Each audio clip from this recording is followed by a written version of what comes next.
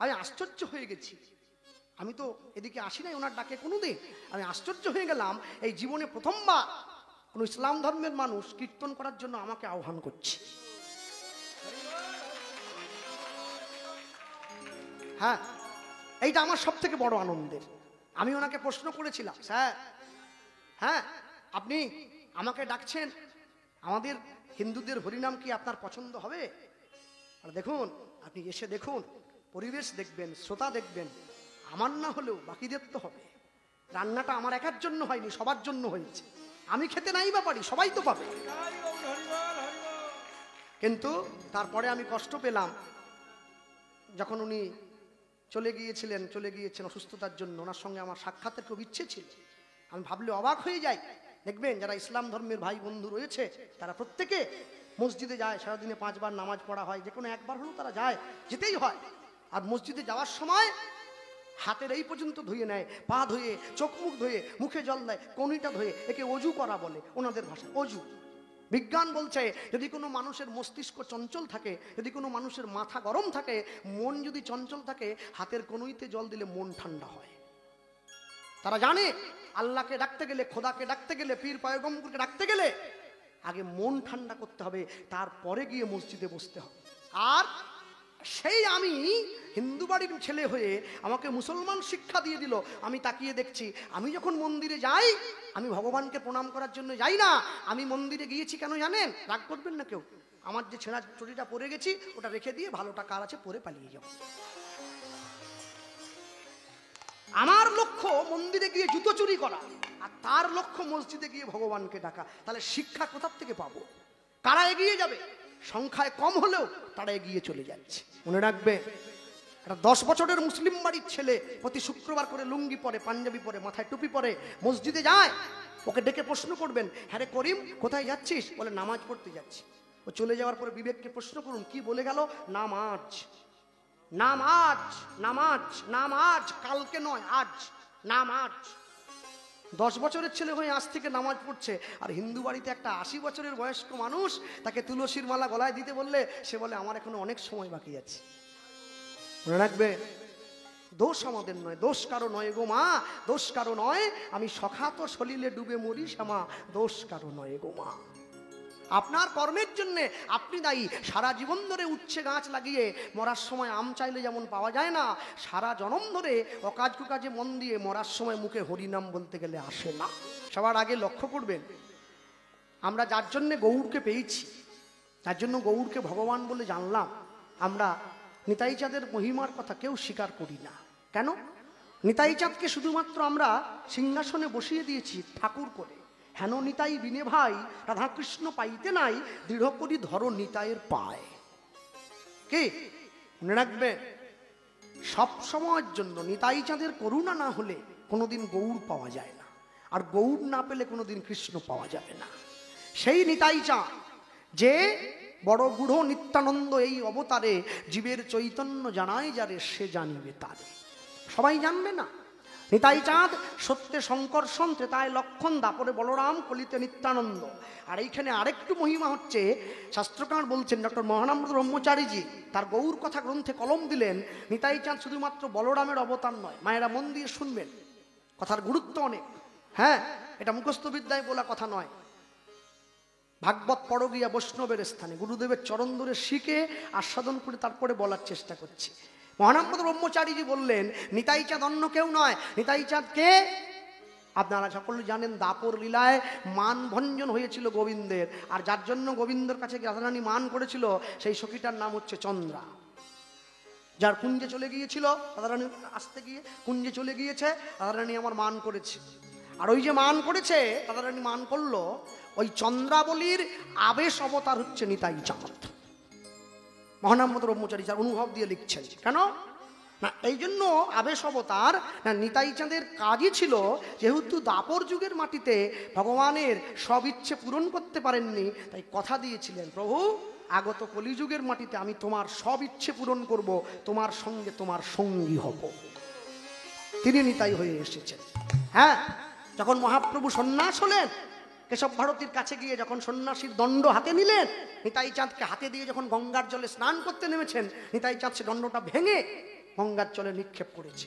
মহাপ্রভু উঠে বলছে, কি দাদা আমার দণ্ডটা ফেলে দিলে? বলে কি হবে, যার দেহের মধ্যে জগতের সব দণ্ড নির্ণয়মান, তার হাতে দণ্ড কি দরকার, তাই ফেলে দিয়েছি। এই যে বিরূপ মনোভাব, এর জন্যই প্রকাশ পায় সে চন্দ্রাবলীর অবতার।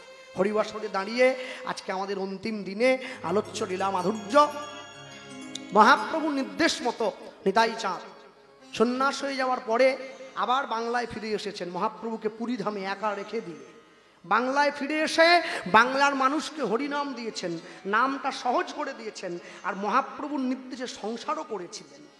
আলোচ্য লীলা মাধুর্য শ্রীপাদ নিত্যানন্দের সংসার। নিতাই গৌর প্রেমানন্দে হরি বল।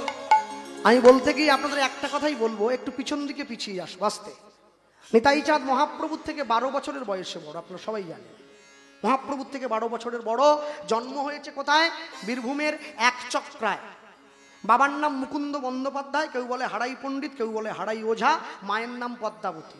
আর মহাপ্রভুর জন্ম হয়েছে নবদ্বীপে নয়, নবদ্বীপ মানে 9টা দ্বীপের মিলিত জায়গার নাম নবদ্বীপ। একটা ছেলে 9 জায়গায় জন্মাবে কি করে? নবদ্বীপে নয়, মহাপ্রভুর জন্ম হয়েছে নবদ্বীপের অন্তদ্বীপ নামে একটা জায়গায়। বাবার নাম জগন্নাথ মিশ্র, মায়ের নাম সচিরানী মিশ্র, তাদের ছেলে পণ্ডিত নিমাই মিশ্র। হ্যাঁ, এই নিতাই চাঁদ মহাপ্রভুকে জীবনে কোনোদিন কোনো কাজে বাধা দিলেও শুভ কাজে কোনোদিনও বাধা দেয়নি। তবে একদিন দিয়েছিলেন, কোন দিন জানেন? যেদিনকে নিমাই দ্বিতীয়বারের জন্য বিয়ে করতে যায়। প্রথম স্ত্রী লক্ষ্মীপ্রিয়া, পরেরটা বিষ্ণুপ্রিয়া। প্রথম বিবাহ নিজের ইচ্ছায় করলেন, দ্বিতীয় বিয়ে মায়ের ইচ্ছায় করলেন। ছেলে যখন বিয়ে করতে যায় মায়ের পায়ে হাত দিয়ে প্রণাম করে বলছে, মা আশীর্বাদ করো, তোমার জন্য দাসী আনতে যাচ্ছি। সচিমা মাথায় হাত দিয়েছে, মহাপ্রভু মায়ের হাতটা ধরে বলছে, মা আশীর্বাদ করো। কি, এতদিন পর্যন্ত কেঁদেছি নদিয়াবাসীর জন্যে, আজকে বিয়ে করে তোমার দাসী তোমার চরণে দিয়ে আমি কাঁদবো জগৎবাসীর জন্যে।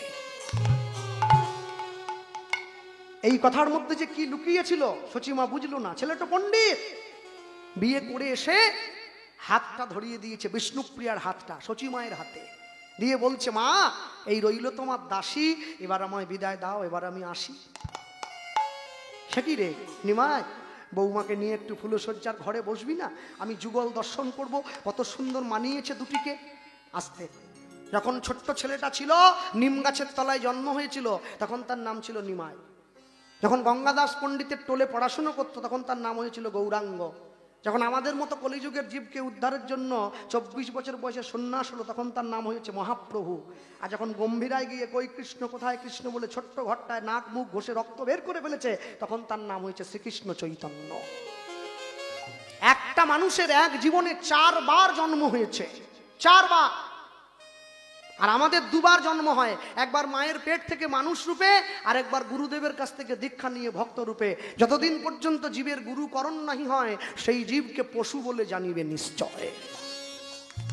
ভক্তমণ্ডলী মায়েরা, নিতাই চাঁদ আর যেই হাত ধরেছে, আর যখনই মায়ের এই কথা শুনলো, মহাপ্রভু সচিমায়ের সেই ইচ্ছেটাও পূরণ করছে। কি করে? বিষ্ণুপ্রিয়ার হাতটা ধরে ফুলশয্যার ঘরে নিয়ে যাচ্ছে। আর যখনই ফুলশয্যার ঘরে ঢুকতে গেল, দরজার বাইরে নিতাই চাঁদ দাঁড়িয়ে আছে। আর যখনই দাঁড়িয়ে আছে, অনুভব করুন হৃদয়ে, যখনই দাঁড়িয়ে রয়েছে, বড় ভাসুর তো বিষ্ণুপ্রিয়ার থেকে বড় ভাসুর নিতাই চাঁদ, মাথায় ঘোমটাটা দিয়ে দিচ্ছে। কিন্তু মাথায় ঘোমটা দিলে কি হবে? কানটা তো খোলা আছে, কি বলছে শুনতে পাচ্ছে। নিতাই চাঁদ মহাপ্রভুর হাত ধরে বলছে, ভাই কি কোথায় যাচ্ছিস? ফুলশয্যার ঘরে, আমাদের জীবনের সব থেকে আনন্দের মুহূর্ত, ওই ঘরের মধ্যে রাত্রি যাপন করব। নিতাই চাঁদ হাত ধরে বলে উঠছে, ভাই মানুষ যেদিন ফুলের ওপরে ঘুমায় সেদিন তার ফুলশয্যা হয়, আর ফুল যেদিন মানুষের ওপরে ঘুমায় সেদিন তার অন্তিম শয্যা হয়। আর কোনো কথা বলে নাই, পাশ দিয়ে চলে গেছে। বিষ্ণুপ্রিয়া দেবীর মনে কথা তার দাগ কেটে গেল। কি বলল?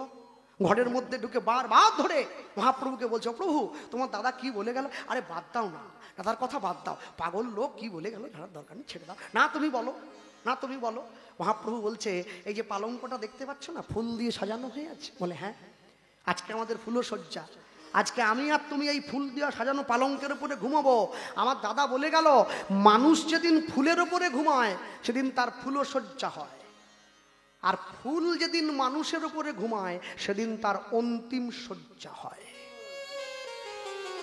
যেদিন আমি চির ঘুমিয়ে থাকবো, আমার উপরে ফুলগুলো ঘুমিয়ে থাকবে, সেদিন আমার অন্তিম শয্যা হবে, আমাকে বলো হরি হরি বল বলে শ্মশান ঘাটে নিয়ে চলে যেতে হবে। এটা মানুষের ঘরে ঘরে যাবে, জীবকে কৃষ্ণ কৃষ্ণ বলাবে, যে না বলবে তার হাতে ধরবে, তাও যদি না বলে তার পায়ে পড়বে, তাও যদি না বলে বুকে জড়িয়ে ধরবে। দেখবো জীব কতক্ষণে কৃষ্ণ না বলে থাকতে পারে। ভক্তমণ্ডলী মায়ের নিতাই চাঁদ মহাপ্রভুর হাতটা ধরেছে। আচ্ছা ঠিক আছে, জীবকে কৃষ্ণ বলাবো, আমি কথা দিলাম, কিন্তু তার আগে চল তোকে পুরীতে দিয়ে আসি, তারপরে আসবো। আর যেই বলেছে নিতাই চাঁদের হাতটা ধরে মহাপ্রভু পুরী ধামে গিয়েছে। হ্যাঁ, আর ওই যে পুরী ধামে গিয়েছে, পুরী ধামে গিয়ে সমুদ্রের পাড়ে বসে আছে দুইজন, দুই ভাই। ভাই তাহলে আমি আসি, আমি তোকে কথা দিলাম, আমি যাব, আমি বাংলার মানুষকে হরিনাম দেবো। মনে রাখবেন, আপনারা শহরের মানুষ, পৌরসভায় বাস করেন, তাই তো? পঞ্চায়েত তো নয়, পৌরসভা। পৌরসভা মানে শহর নাকি, তাই তো? হ্যাঁ, বেশ। আপনারা যদি চান, যদি মনে করেন, আপনি চাইলে আপনার বাড়ির ছেলে মেয়েকে ডাক্তার করতে পারবেন, চাইলে ইঞ্জিনিয়ার করতে পারেন, চাইলে ব্যারিস্টার করতে পারেন, উকিল করতে পারেন, কিন্তু আপনি চাইলেই আপনার বাড়ির ছেলেকে গৌর ভক্ত কি করতে পারবেন না। হ্যাঁ, কিন্তু কেন জানেন? সব থেকে, ওনারা গ্রাম থেকে এসছে, সব থেকে আশ্চর্য কি জানেন? মানুষের জীবনে চাওয়ার পরিসীমাটা অনেক, কিন্তু নেওয়ার মতো যোগ্যতা বিন্দু মাত্র নেই। সারা জীবন ধরে শুধু ছেলে আমার, মেয়ে আমার, গাড়ি আমার, বাড়ি আমার, টাকা আমার, পয়সা আমার। 10 মিনিটের জন্য ইলাম বাজার থেকে বীরভূম যাচ্ছে, বাসের সিটে উঠে সিটে রুমাল রেখে দিয়ে বলে সিট আমার। একদিনও চিন্তা করেনি সব যদি আমার, তবে আমি কার? যেদিন থেকে আমার দুটো চোখ বন্ধ হয়ে যাবে, আমি দেখব আমার সামনে সব সরকারি খামার, আমার বলে কিছু নেই। কিন্তু তবুও আমাকে দিনের শেষে সব সময়ের জন্য আমাকে আমার আমার আমার বলে হাত পা টানতে হবে, হাত পা বাঁধতে হবে। কেন? আমি জানি, আমি যদি না আমার আমার বলে চিৎকার করি, আমি যদি আমার বলে না বলি, তাহলে সমাজ আমাকে কোনোদিন ভালো চোখে দেখবে না। বড় লোক কারা? কারা বড় লোক জানেন? এদের পয়সা আছে, এদের টাকা আছে, গাড়ি বাড়ি আছে, ওরা বড় লোক? ওরা বড় লোক নয়। বড় লোককে, যাকে মেথর থেকে মন্ত্রী পর্যন্ত সম্মান করে, সে হচ্ছে বড় লোক। হ্যাঁ, যাকে সকলে সম্মান করে, সে হচ্ছে বড় লোক। আর যার নিজের কিছু নেই, তবু তাকে লোকে কোনোদিন চোর বলে ভাবে না, সে হচ্ছে বড় লোক। আধ ঘন্টা পরে একদম ঘেমে নিয়ে গেছে, বাইরে এসে দেখছে সিঁড়ির সামনে একটা ছেলে দাঁড়িয়ে আছে। কি ব্যাপার? আল্লাহ, মা আমি মেদিনীপুর থেকে এসেছি, কিছু বলবে বাবা? আল্লাহ, হ্যাঁ এসো, ভেতরে এসো। নিয়ে গিয়েছে, বসতে দিয়েছে। ভক্ষর দুপুরবেলা এলে প্রসাদ পাবে নাকি? হ্যাঁ, হলে তো ভালোই হয়। আমাদের মতো এত ভালো ভালো জিনিস তো দিতে পারেনি। হাতে চাবড়া পোড়া আটার রুটি, একটু মাখন কোনো রকম লাগিয়ে দিয়েছে আর কি, ওটাই দিয়ে দিয়েছে অমৃতের মতো। সেবা করলাম, বসে আছি। বলো কি বলবে? একটু জল নিয়ে নাও। বলছিলাম মা, আমরা যখন ভগবানকে সেবা দেই, আমরা দরজাটা বাড়ির বাইরে থেকে বন্ধ করে কীর্তন করি, আপনি কেন ঠাকুর ঘরের মধ্যে ঢুকে দরজাটা বন্ধ করলেন? যেই বলেছি, ওই মার সঙ্গে সঙ্গে হেসে দিয়েছি। হেসে দিয়ে আমার দিকে তাকিয়ে বলছে, জানো বাবা, এটা যদিও বলা উচিত নয়, কেন ভজনের কথা তো, আপন ভজন কথা না কহিবে যথাতথা, যাইবে পূরবে বলিবে পশ্চিমে, দাঁড়ায়ে উত্তর মুখে, গোপনের প্রেম গোপনে রাখিবে, থাকিবে পরম সুখে। এ কথা দ্বিজ চণ্ডীদাস ঠাকুরের মুখে, বলা যাবে না। কিন্তু তুমি যখন আমায় জিজ্ঞাসা করছো, না জেনে জানতে চাইছো, আমি তোমায় বলবো, তবে উত্তরটা আমি দেব না, তুমিই দেবে। আল্লাহ, মা আমি যদি জানবো তাহলে আপনাকে জিজ্ঞাসা করবো কেন? বলে না না, আমি এমনভাবে কথাটা সাজিয়ে দেবো, উত্তরটা তোমার মুখ দিয়েই বেরোবে। আল্লাহ, বলুন। বলে আচ্ছা পড়াশুনো করেছো? আল্লাহ, অল্প বিস্তর একটু করেছি। আচ্ছা বেশ। যখন ছোটকালে স্কুল থেকে বাড়ি আসতে বিকেল 4টের সময়, আল্লাহ হ্যাঁ, রাস্তার মোড় থেকে মাকে চিৎকার করে ডাকতে না, মা খিদে পেয়েছে, মা খিদে পেয়েছে? আল্লাহ হ্যাঁ, সবাই ডাকে তো, আমরাও ডেকেছি। বাহ, বলো তো ভাই, তুমি যখন এসে তোমার মাকে বলতে মা খিদে পেয়েছে, বইয়ের ব্যাগটা ছুঁড়ে ফেলে দিতে খাটের ওপর, প্রচন্ড ক্ষুধা। এরপর মা জোর করে তোমার হাতটা ধুয়ে দিত, হাত ধোয়ারও সময় ছিল না। এরপরে মা যখন তোমাকে সামনে খাবারের থালাটা দিত, যাই দিক, তুমি চিন্তা করে বলো, তোমার মা কি তোমাকে খাবারের থালাটা হাতে দিয়ে তোমার কাকিমার সঙ্গে গল্প করতে চলে যেত? বললাম না, মা আমার কাছে বসে থাকতো। কেন থাকতো? আরে কেন থাকতো আমার কি তুমি জানো না? ছেলের কখন কোনটা লাগবে মা দেবে, তাই কাছে বসে আছে। ডাল চাই কি কুমড়োর তরকারি চাই? আল্লাহ হ্যাঁ, মা তো ওই জন্য বসে আছে কাছে। তখন সেই মা আমাকে বলছে, তুমি যে মহাপ্রভুর ঘরে হোক, ভগবানের ঘরে হোক, গোবিন্দের কাছে হোক, ভোগের থালাটা ভেতরে ঠেলে দিয়ে দরজাটা বাইরে বন্ধ করে দাঁড়িয়ে আছো, মনে করো আমার গোবিন্দের আরেকটু কুমড়োর তরকারি চাই, কাকে বলবে? তুমি তো বাইরে, আজকে আলু পটলটায় বড্ড ঝাল হয়ে গেছে, কাকে বলবে? আচ্ছা মেনে নিলাম তোমার রান্না রসই পারস একবারে অপূর্ব, কিন্তু তুমি তো এক গ্লাস জল দিয়েছো বাবা, ভগবানের আরেক গ্লাস জল চাই, কাকে বলবে? এই হচ্ছে ভালোবাসা। এটা বাজারে আপনি কিনতে পাবেন না পয়সা দিয়ে। তিনি আমায় বলছেন, আমরা এই জন্য তার কাছে বসে থাকি, খাওয়াবো, মুখ ধোয়াবো, মুখ মুছাবো, বিছানা করে দিয়েছি, ঘুম পাড়াবো, না যদি ঘুমোয় একটা লাঠি রেখেছি, ছোট্ট লাঠি, ওটা দিয়ে ভয় দেখাবো। কি বলছো? যাকে দেখে রাবণ, কুম্ভকর্ণ, অগাসুর, বকাসুর, কংস, পুতনার মতো বীর, তারা ভয়ে সব শান্ত হয়ে গেছে, তুমি তাদেরকে ভয় দেখাবে? দেখাবো না। ওইখানে তো ভগবানকে বেঁধে রেখেছি আমরা। মনে রাখবে, এই পৃথিবীতে কোনো নারী যদি কোনো পুরুষকে নিজের বশে আনতে চায়, নিজের দেহের 2 থেকে 3টে ইন্দ্রিয় ব্যবহার করলেই তাকে বশে আনা যায়। পরমেশ্বর ভগবান হচ্ছে একমাত্র ঈশ্বর, একেমেব অদ্বিতীয়ম। তিনি একমাত্র পুরুষ যাকে বশে আনতে গেলে নিজের দেহের 11টা ইন্দ্রিয় ব্যবহার করতে হয়। এটাই গৌর প্রেমানন্দে হরিবোল হরিবোল। আমি বললাম, মা ভগবান কি তোমার কথা শোনে? বলে শুনবে না, তোমরা বাংলার মানুষ, তোমরা কত ভালো ভালো গান গাও, কত সুন্দর মন্দির করেছো, কত সুন্দর সেবা দাও, এত কিছু দেওয়ার পরও ভগবান তোমাদের কাছে কেন নেই জানো? তোমরা ভগবানকে সব দিয়েছো, একটা জিনিস দিতে পারো না, সেটা তোমাদের মন। আর আমরা ভগবানকে কিচ্ছু দিতে পারিনি, শুধু মনটা দিয়ে দিয়েছি তার চরণে, আর তার জন্য ভগবান আমার ঘরে বাঁধা আছে। বৈষ্ণব মহাজন পদকর্তা বলছেন, ভাই তুমি যেখানে থাকো না কেন, প্রেম ভক্তি চন্দ্রিকায় নরোত্তম দাস ঠাকুর একদম শেষে গিয়ে লিখছেন, গৃহে বা বনেতে থাকো, হা গৌরাঙ্গ বলে ডাকো, নরোত্তম মাগে তার সঙ্গ। হ্যাঁ, এই প্রেম ভক্তি চন্দ্রিকা ছোট্ট গ্রন্থখানি আমাকে নবদ্বীপে যখন গিয়েছিলাম, সদানন্দ বাবাজি হাতে দিয়ে বলেছিলেন, বাবাজি মহারাজ এইটা পড়বি, এইটা পড়লে অন্তরে অনুকম্পা জন্মাবে, অনুকম্পা না হলে কোনোদিন কীর্তন গেয়ে সুখ পাবি না।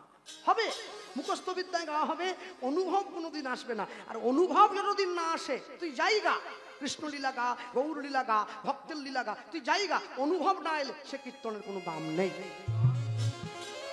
আর যেদিন তোর অনুভব আসবে, তুই জানবি তুই যাই বলবি তাতেই মানুষের সুখ বিধান হবে, অনুভব দিয়ে গাইবি। বৈষ্ণব মহাজন বলছে, ভাই তুমি যাই করো না, দিনের শেষে একটা বার ঘরের দরজাটা বন্ধ করে গাও পুনঃ পুনঃ শ্রী গৌরাঙ্গের গুণ অলুধ্বনি হরি হরি বল।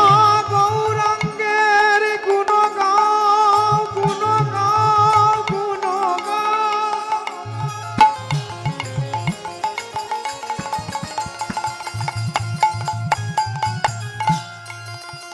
গৌরাঙ্গের গুণ গাও,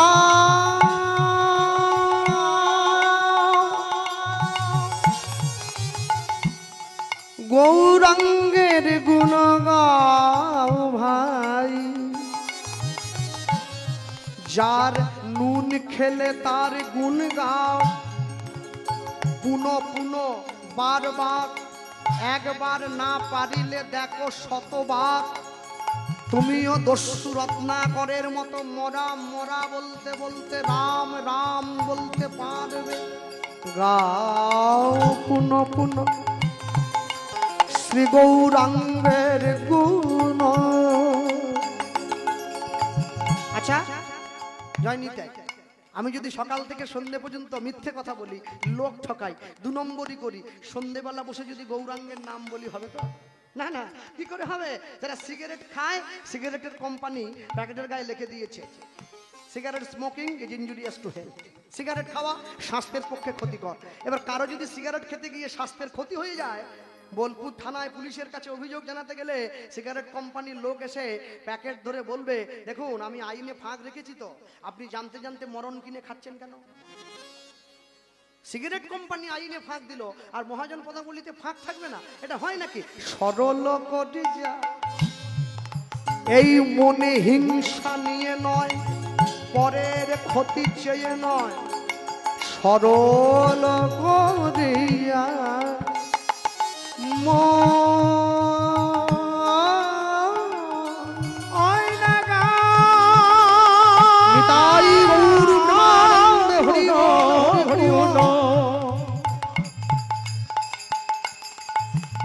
গৌরাঙ্গের গুণ প্রেশারটা বাড়বে সরল করিয়া অভয় সরল করিয়া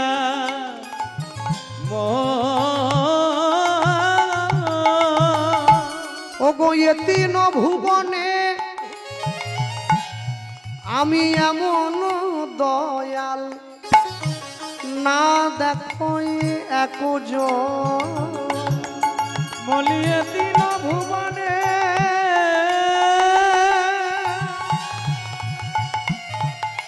এমন দয়া না দেখো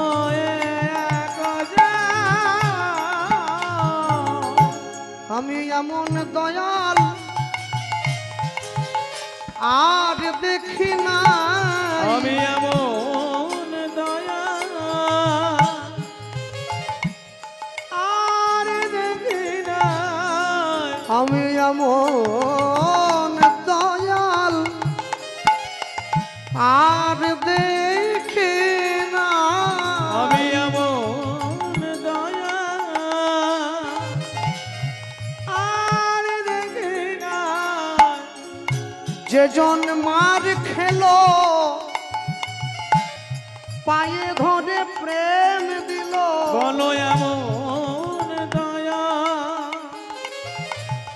আর দেখি না যেজন জগাই মাধাইয়ের মতো মাতালকে হরিনাম দিল আমার দয়া আর দেখি না যেজন মলয় চাঁদ কাজীর মতো মুসলমানকে কৃষ্ণ প্রেম দিল এমন দয়া আর দেখি না যেজন চপল গোপালকে উদ্ধার করিল এমন দয়া আর দেখি না বলি হরি নামে হরিকে নামাইয়ে আনলো এমন দয়া আর দেখি না ওগো গোলকের হরি ভুলকে এলো নিতাই গৌর হরি ও গোলকের হরি গোলকের এমন দয়া আর দেখি নাই এমন দয়া আর দেখি নাই এ তিন ভুবনে এমন দয়া না দেখো একজন এ তিন ভুবনে এমন দয়া না দেখো একজন আমি অনেক অনেক ভগবানকে দেখেছি অনেক অনেক দেবদেবীকে দেখেছি কিন্তু আমার মহাপ্রভুর মতো এমন দয়াল আমি একজনকেও দেখিনি মনে রাখবেন আস্তে যাদের বাবা মা মারা গিয়েছে গুরু দীক্ষা হয়নি এমন বহু মানুষ আছে সে যখন বাবা মায়ের শ্রাদ্ধ করতে বসে তাকে ব্রাহ্মণ ঠাকুর জিজ্ঞাসা করে কি বাবা গুরু দীক্ষা হয়েছে বলে না গুরুদেব আমার তো হয় নাই কি করে জানেন দেখবেন শ্রাদ্ধ করতে বসলে তিলক করতে হয় ধর্ম নিক চাই না তিলক করতে হবে হিন্দু মানে এই তিলক যে করেছে ভালো করে তাকিয়ে দেখবেন শ্যামানন্দ পরিবারের তিলক করতে গেলে অনুমতির প্রয়োজন আছে গদাধর পরিবারের তিলক করতে গেলে অনুমতির প্রয়োজন আছে আমার নিতাই চাঁদের তিলক করতে গেলে অনুমতির প্রয়োজন নাই সবাই করবে কেউ যেন বাদ না যায় প্রত্যেকে যদি মাটি দিয়ে করতে কষ্ট হয় জল দিয়ে তিলক করবে জল তিলক কেন জানো রাস্তায় বেরিয়ে যদি আমার হঠাৎ করে মরণ চলে আসে যদি মৃত্যু হয় প্রভু দেখবে আমার চিহ্ন অঙ্গে ধরে তারপরে গিয়েছে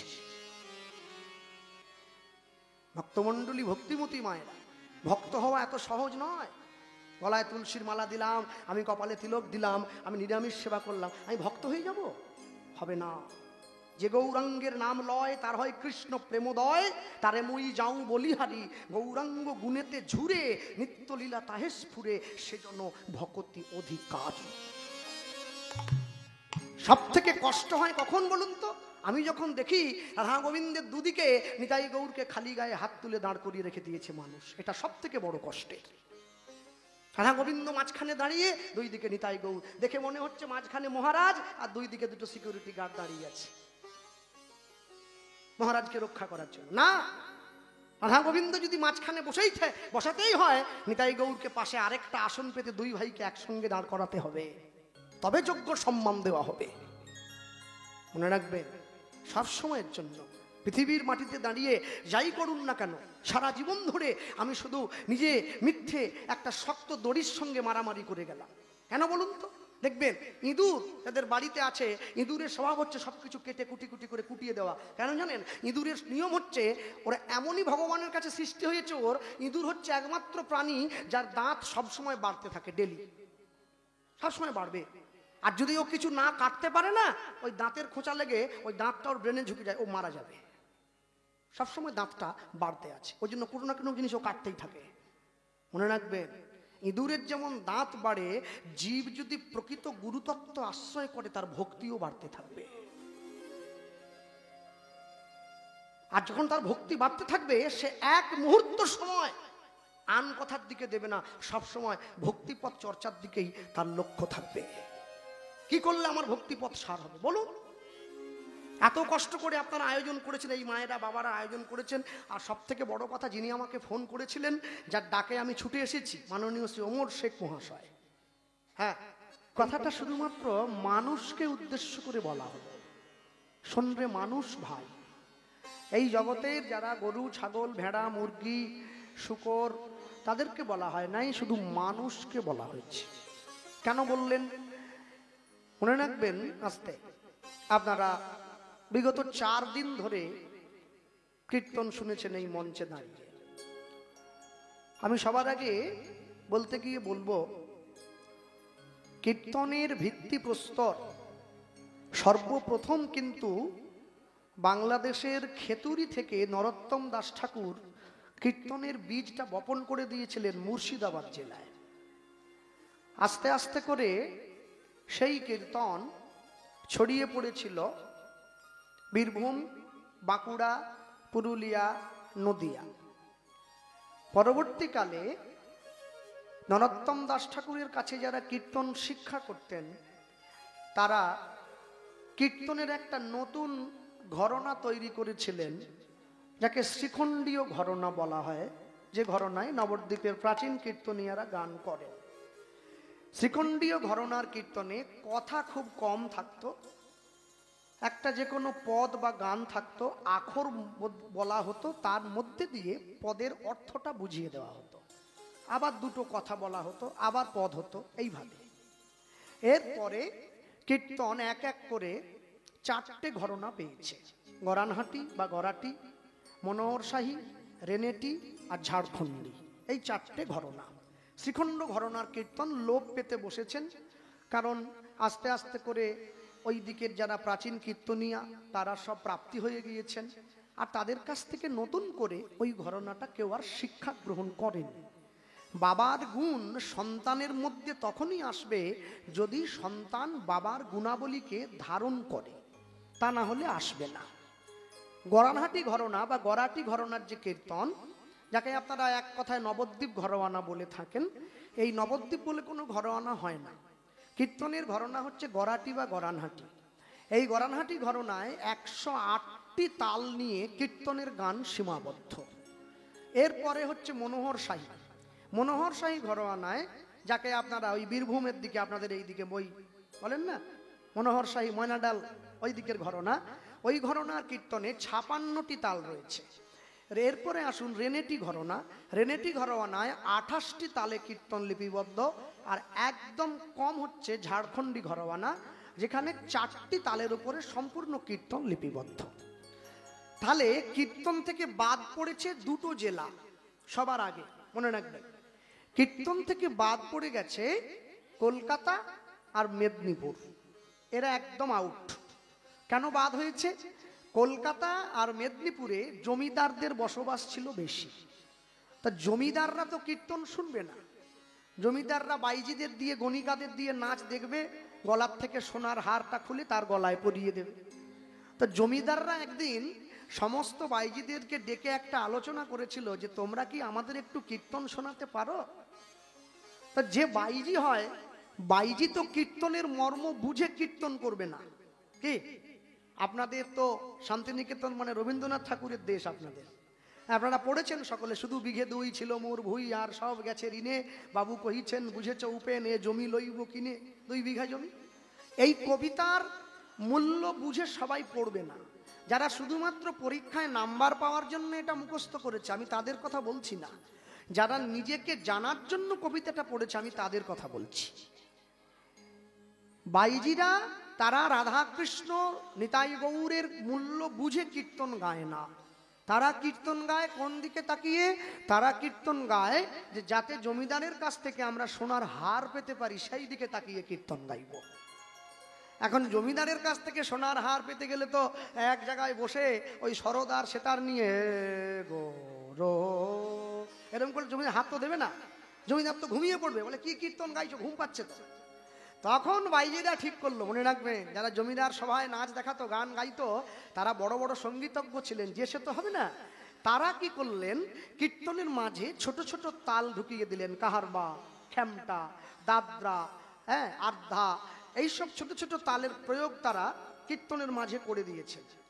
কীর্তনের মাঝে করে দিয়ে যখন কীর্তন গাইলেন, জমিদারদের মন খুশি হলো, কীর্তনও হলো। এখন কথা, আস্তে আস্তে করে কীর্তনের বিবর্তন হয়েছে, আর আপনাদের নতুন করে বলার কিছু নেই। আমি সবার আগে বলবো না, পৃথিবীর মাটিতে দাঁড়িয়ে মানুষ যদি চায়, সে পয়সা দিয়ে অনেক বড় একটা বাড়ি তৈরি করতে পারে, কিন্তু শান্তি কিনতে পারবে না। পয়সা দিয়ে বাজার থেকে অনেক দামি একটা পালঙ্ক কিনে আনা যায়, কিন্তু পয়সা দিয়ে কোনোদিনও ঘুম কিনতে পাওয়া যায় না। পয়সা দিয়ে বাজার থেকে অনেক দামি একটা ঘড়ি কেনা যায়, কিন্তু সময় কোনোদিনও কিনতে পাওয়া যায় না। আর পয়সা দিয়ে বাজার থেকে ভালো ভালো পোশাক কিনে পরে ভালো মানুষ সাজার অভিনয় করা যায়, মনুষ্যত্ব কোনোদিন কিনতে পাওয়া যায় না, ওটা অর্জন করে নিতে হয়।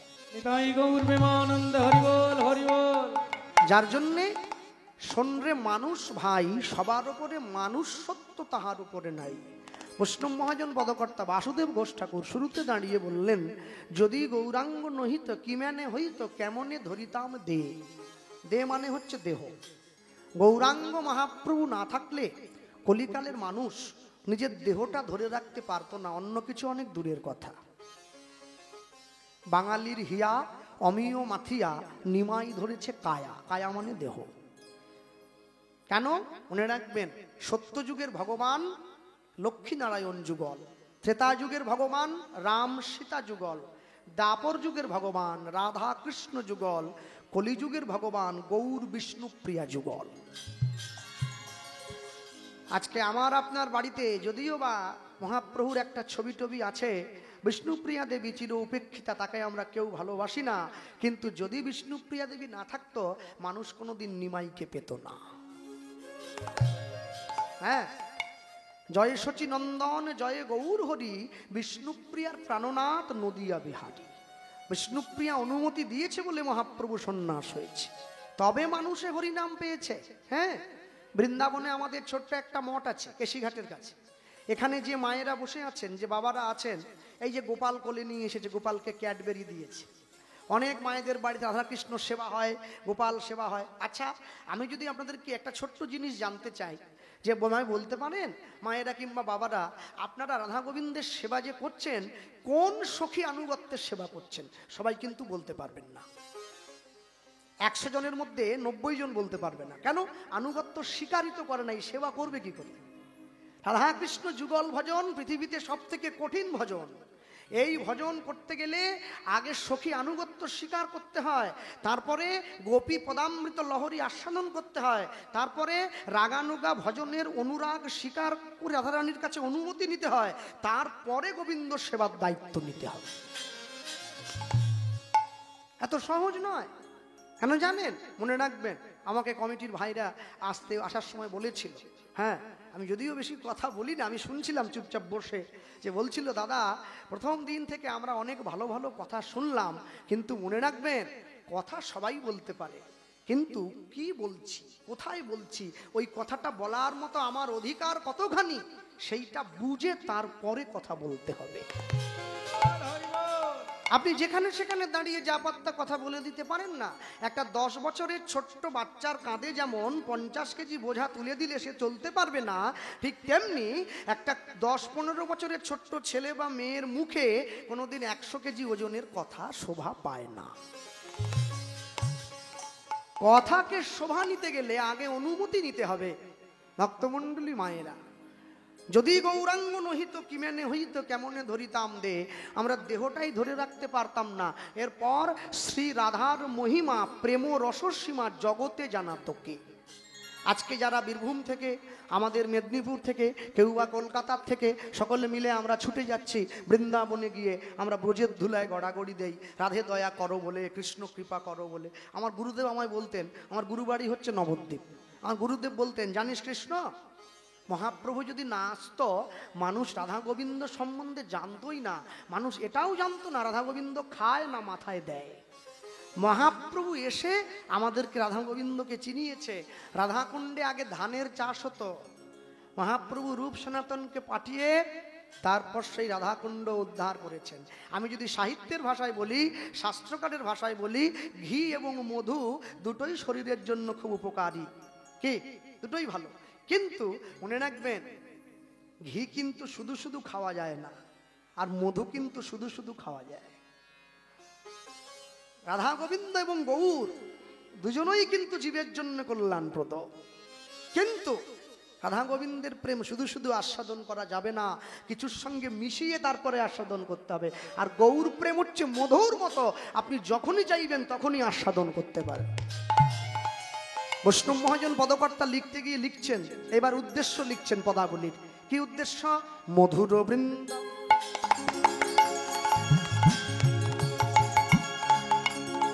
ও ভাই বিপিন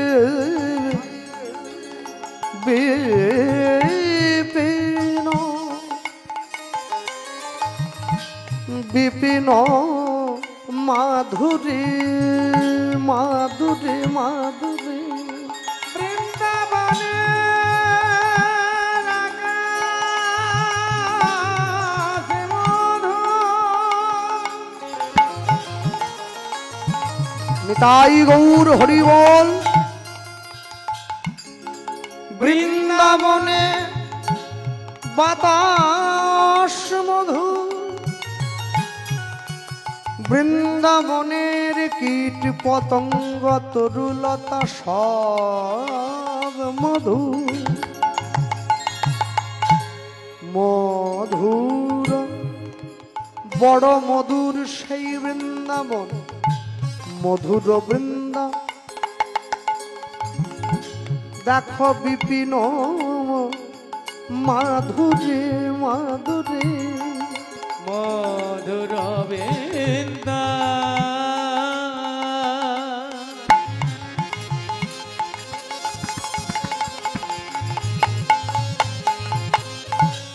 ও ভাই বিপিন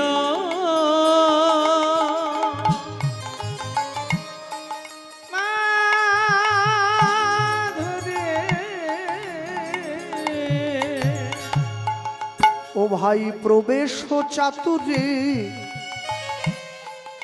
প্রবেশ চাতুরী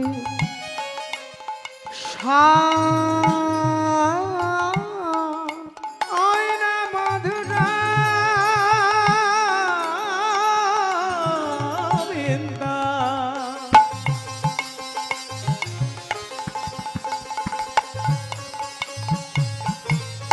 বিপিন মাধুরী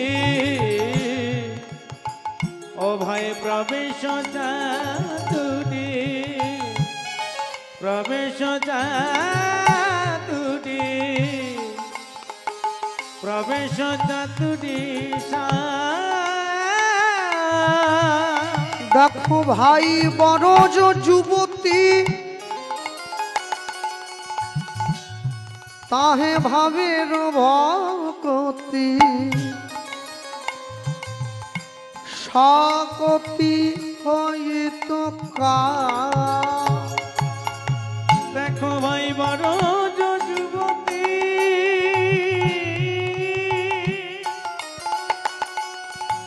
ভাবের ভকতি সকতি হইত কা। মধুর বৃন্দা বিপিন মাধুরী প্রবেশ চাতুরী সার বরজ যুবতী ভাবেরও ভকতি সকতি হইত কার। যারা বৃন্দাবনে গিয়েছেন তারা সকলে দেখেছেন কিনা আমি জানি না। আমি যখন প্রথম বৃন্দাবনে গিয়েছিলাম একটা আশ্চর্য জিনিস আমার চোখে পড়েছিল। আপনাদের বীরভূমে, আমাদের মেদিনীপুরে, মুর্শিদাবাদে, নদিয়ায়, গোটা বাংলায় যখন আমরা ভগবানকে ভোগ দেই, যার বাড়িতে ঠাকুর সেবা হয়, রাধাকৃষ্ণকে হোক, নিতাই গৌরকে হোক, যাকেই আমরা ভোগ দেই, গোপাল দেবকে হোক, দেখবেন ভোগ দেওয়ার সময় আমরা ঘরের দরজাটা বাইরে থেকে বন্ধ করে দিই, তাই তো নাকি? এবার দরজার বাইরে দাঁড়িয়ে কীর্তন করি, হাতে তালি দিয়ে, শিখল করতালের ধ্বনিতে। কেউ বলে ভজ পতিত উদ্ধারণ শ্রী গৌর হরি, কেউ বলে ভজ ভকত বৎসল শ্রী গৌর হরি। যার গুরু ঘরে যে নিয়ম আছে সে সেইভাবে দেয়। কিন্তু এরপরে যখন ভোগ দেয়া হচ্ছে, যিনি বৈষ্ণব ঠাকুর, ব্রাহ্মণ ঠাকুর ভোগ দিচ্ছেন, উত্তরীয়র মধ্যে হাতটা নিয়ে গিয়ে আচমনটা সেরে নিলেন। সেরে নেওয়ার পর তিনটে তালি দিলেন, সত্যরজতম ত্রিগুণাতীত দেবের ভোগ হয়ে গেল। তিনটে তালি দিয়ে দরজাটা খুলে দিলেন। তারপরে মায়েরা প্রসাদ দর্শন করলো, ভোগ দর্শন করলো, প্রসাদ নিল, বাড়ি চলে গেল। এটা আমি বাংলার কথা বলছি। এমনকি আমাদের গৃহেও তাই, ব্যতিক্রম হবে না। কিন্তু সেই আমি যখন বৃন্দাবনে গেলাম, আমি গিয়ে দর্শন করছি, আমরা ভগবানকে ভোগ দেই দরজাটা বাড়ির বাইরে থেকে বন্ধ করে, বৃন্দাবনের ব্রজ মায়েরা তারা ভগবানকে সেবা দেয় দরজাটা বাড়ির ভেতর থেকে বন্ধ করে। আস্তে আমি সকলের কাছে হাত জোড়ো করে বলবো, আপনারা ধৈর্য ধরে বসবেন, কারণ আমি লাভ ঝাঁপ করে কীর্তন গাইতে পছন্দ করি না। এরকম এরকম করে যেন ঘরে আগুন লেগেছে, আমি পছন্দ করি না এরকম। হ্যাঁ, ধৈর্য ধরে আস্বাদন করবেন। মনে রাখবেন, বৃন্দাবনে গিয়ে আমি দাঁড়িয়ে দেখছি এক মা, সে ভগবানকে সেবা দিচ্ছে, ভোগের থালাটা ঘরের মধ্যে নিয়ে গিয়ে দরজাটা ভেতর থেকে বন্ধ করে দিয়েছে। তা আমি তো নতুন, আমি তো জানি না, আমি দাঁড়িয়ে রয়েছি। অনেকক্ষণ পরে যখন সেই মা বেরিয়ে এসেছে,